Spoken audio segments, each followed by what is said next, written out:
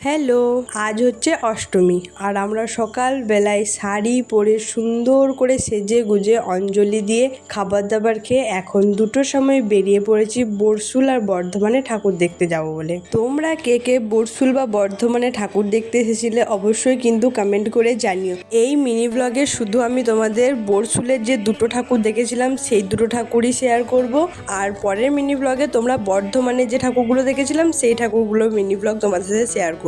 তো প্রায় 4:30টার সময় শক্তিগড় থেকে নেমে আমরা বাস ধরে চলে এসেছিলাম বরশুলে প্রথমে ঠাকুর দেখতে।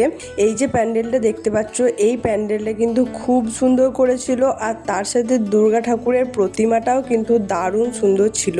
আর তোমরা এই প্যান্ডেলে কে কে এসেছো সেটাও কিন্তু জানিও। তারপরে আমরা প্যান্ডেল থেকে বেরিয়ে এসে এখন চলে এসেছি হাওয়া খেতে, কারণ প্যান্ডেলের ভিতর ঢুকলে এত গরম করে, তারপর বাইরে এসে মনে হয় যে না, প্রাণটা যেন ফিরে পেলাম। তারপরেই চলে এসেছি আমরা বরশুলের সেকেন্ড প্যান্ডেল দেখতে। এই প্যান্ডেলের থিমটাও কিন্তু দারুণ সুন্দর করেছিল।